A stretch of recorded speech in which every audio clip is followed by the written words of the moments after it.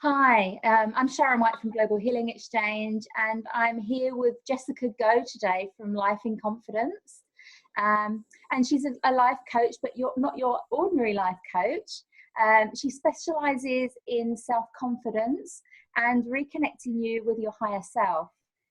She's helped both men and women, and they suffered from depression and anxiety, obsessive compulsive disorder, low self-esteem, midlife crisis, and it goes on as it does. And her work has resulted in clients reconnecting a loving relationship with their parents, discovering their own self-worth, finding happiness, letting go of past pains, and reigniting to a life of love. She's helped them switch careers and increase their money flow. So she's very, very varied. When we find our confidence, we are much more able to, live life to the fullest. She also writes confidence blogs for eHarmony Australia, which is a dating site here in Australia. So welcome, Jess. Thank you, Sharon, for having me. You're welcome. You're welcome. I've been looking forward to interviewing you. So we've been talking about doing this for a while. So finally, it's happened. I would love to. You've got a really interesting story, and before we get into how the confidence side of stuff, I'd love you to talk to the readers and tell them, how did you get here? What made you not be so confident, where you've actually had to find that confidence in your life so that you can help others to do that in their life?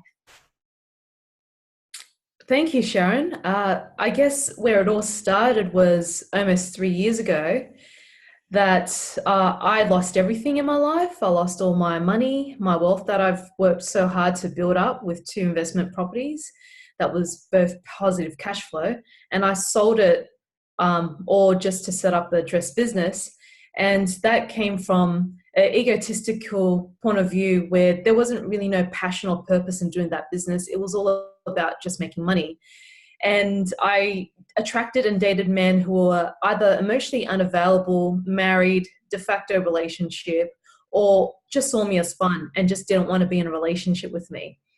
And so I noticed that 3 years ago, almost 3 years ago, I felt like I was reliving my dad's life. And growing up as a kid, my parents worked full time in their business, selling tools in the markets. And they taught me that life was all about work, no play, and that it's hard to earn money, that life is a struggle. And that's what I learned from them at an early age. And Dad was the very first person who broke my heart. He was the very first man in my life who broke my heart and shattered it. And so at the age of 8, that's when I first noticed that I suffered from anxiety, where he would be aggressive and abusive towards me by not understanding the timetables when he was trying to teach me the timetables. And that's when I immediately first this, a barrier towards my heart, and this nervousness and this, fear that showed up, that I don't feel safe around my dad, and that I had to know what I needed to know for me to feel safe, that I had to be smart, I had to work hard, I had to do all these things just to please my dad.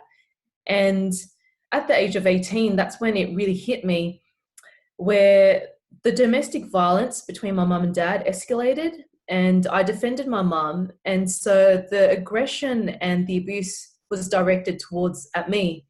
And I was just doing my homework late at night in the kitchen while they were fighting away. And I just had enough of it, what I was seeing. And so Dad hit me, even though it didn't hurt, but the act of aggression and abuse was so traumatizing. And I felt betrayed by both of my parents, that after I was hit by my dad, my mum would look at me and laugh at me and humiliated me by criticizing me and say, "Why did you say that for? Why did you speak up to your dad? You shouldn't be doing that." And she was saying that I was stupid for doing that. And so I was crying in the corner while my dad was sleeping away on his lounge chair, and my mum criticizing me. And so I was so close to having a mental meltdown where I could have easily gone crazy. And I didn't allow myself to do that, because my strength stopped me from feeling my feelings, feeling the trauma, the accumulation of those traumatic experiences that I had to go through in my life. And so back to 3 years ago, that's where it really hit me again, that I've noticed that every single guy that I've dated or been in a relationship with, I felt this immediate anxiety and nervousness, and I couldn't stop crying. I couldn't stop screaming, why me? Why are all men, effed up? And it came back to my experience with my dad. And so what I learned from all those experiences is that it has affected my confidence. It shattered who I am as a person. And so when I hit rock bottom, where I lost everything in my life, my wealth and my relationships with my family, and all those sort of things, where I was stuck in a rut, I had to rediscover who I was again. And by doing that, I had to learn to love and accept myself for who I am, and allow myself to be vulnerable, because that was the biggest thing that I struggled with, was to be vulnerable, because it wasn't safe to be vulnerable with men. It wasn't safe to be vulnerable with my dad and in the household, and my mum criticizing me for sticking up for myself or for her. And so I had to relearn how I could be vulnerable, and that it's okay to feel my feelings and to love myself and be connected with my spirit again. And that's how I was able to regain my self-confidence. Thank you so much for sharing your story. I think a lot of people watching this video would have gone through a similar experience. I actually work with a lot of people who have had abuse, so I know that people like that are attracted to my website anyway. And a lot of people that have had the abuse suffer the anxiety and depression and the lack of confidence. But it isn't only that, is it? It isn't only if you've had abuse in the past from your parents or your loved ones. It could be, you were at school and you were put down by other children, or which is going to damage your confidence. So whatever has happened in the past, if you have low confidence, whether it's from abuse or whether it's from another area, it's a similar sort of strategy to build that confidence up. So I would love you to talk about, how did you manage to build your confidence up enough so that you felt confident enough to help other people to do the same? Yeah, well, definitely see someone about it. For me, there's no way that I could have done it on my own. I had to look up to a mentor, and I sought a love and relationships coach. And she was the first coach or therapist that I've ever seen in my whole life. I never saw a counselor or a psychologist or psychiatrist. I didn't think at that time that I needed something clinical. I thought it would be someone who's crazy, but in fact, I suffered a lot of craziness myself. And so I was drawn to seeing this love and relationship coach because of, I guess, her energy and the changes that she was able to experience, from eating disorders to now being in love with an amazing man and having an amazing coaching business. And so I thought I saw her. So that's definitely my number one tip, is if you're suffering, you need to see someone about it, because we're not even aware that we've created this, that we are in a self-tormented relationship. And I was definitely in denial about 3 years ago with my self-relationship. So I needed someone to show me how I could raise my self-awareness and how I need to relearn how to experience real confidence again. And to sustain that, I have a self-love ritual. And one of the self-love ritual is meditation, clearing out the mind.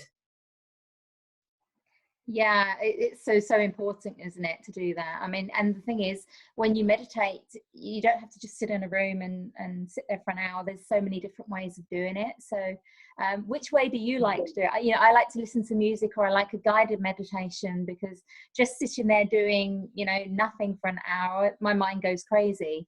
So there's lots of different ways. So what's your favorite way to meditate? That's a really great question. When I first started meditation, I really struggled. I did a meditation class with a monk, and I hated it. I noticed how hard it was to sit still.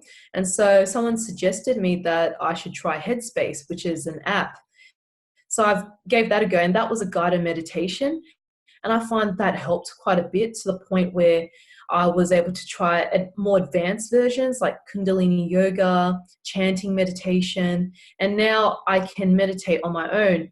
And what I like about meditation now is that, like you said, it doesn't have to be sitting in silence, cross-legged and fidgeting, trying to override your thoughts. It's about how we can create space and experience inner peace by just letting it go, by disengaging from our thoughts and just be aware of them. And so how I meditate now is I listen to meditative music on YouTube, and I either lie down or sit cross-legged, depends how I'm feeling with my body, and just tune into the music, place my focus on the meditation music. Beautiful, thank you. And how about affirmations? Do you find like when somebody is very low in energy and self-belief and self-love, do you find affirmations help at all? Yes, definitely. Because a lot of us don't aware that our current beliefs are quite destructive.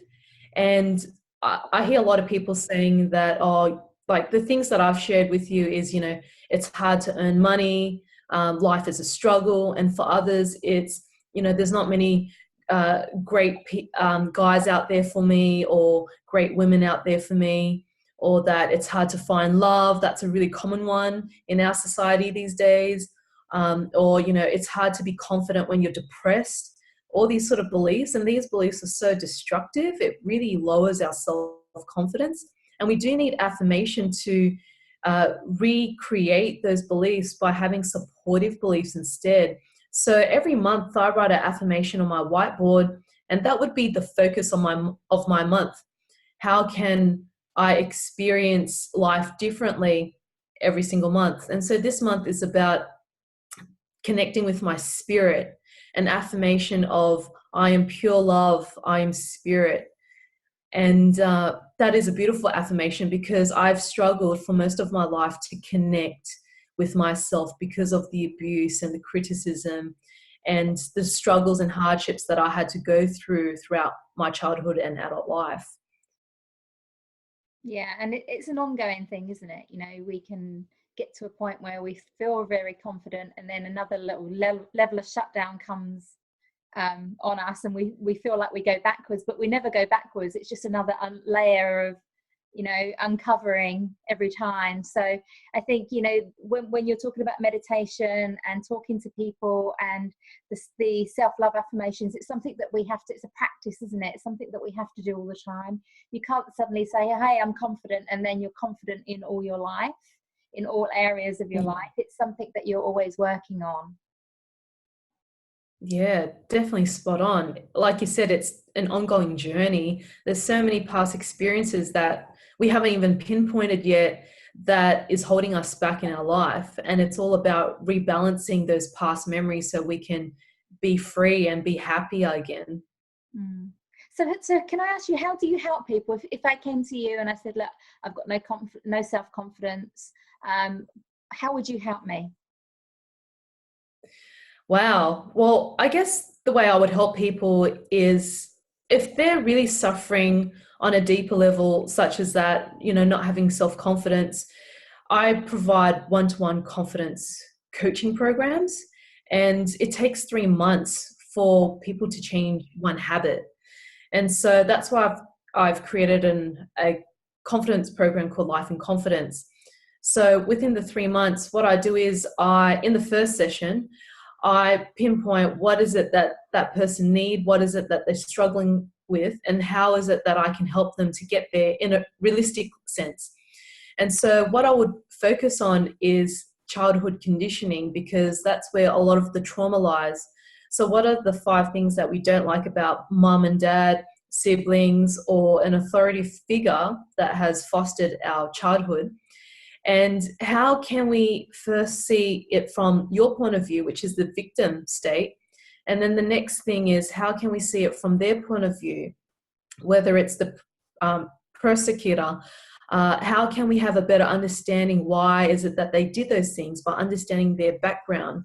And then from there forward, I would help them to extract the lessons that they can learn from each and every experience that has traumatized them, so they can learn what is it that they can, I guess, improve or be aware about themselves. What is it that they're doing to themselves to allow them to set this victim circumstances up for themselves? Because a lot of us don't have that awareness. And then the fourth step is, how can they release their fear and replace it with love and appreciation? And that's where the real transformation lies, is shifting that energy, those emotions and thoughts about the past into something that is beautiful and supportive, so they can experience that on a day-to-day basis. Beautiful. Thank you so much for talking to us today. If anyone wants to find you, they can find you in lifeinconfidence.com. Is that correct? Yes, that's correct. And I know that you write for Global Healing Exchange. You also you have your programs that, you know, and your one-on-one coaching as well. So if people come onto your website, they can find you there. I know that you're going to be writing for us again in the future, so you'll have more blogs and more confidence tips on Global Healing Exchange. Thank you so much for coming in and giving us these tips. It's really, really important to, you know, get people to really look at themselves very holistically and realize that, you know, when we're looking at changing our confidence levels, it's a practice that we do, and there's all of these different things that you can do, and you sort of pick out the thing that really suits you and find the therapist that suits you. And, you know, with you, Jess, if anyone loves you, they know where to come and find you now. So thank you so much for talking to us today. Thank you so much, Sharon. You're welcome. See you next time. See you next time. Take care.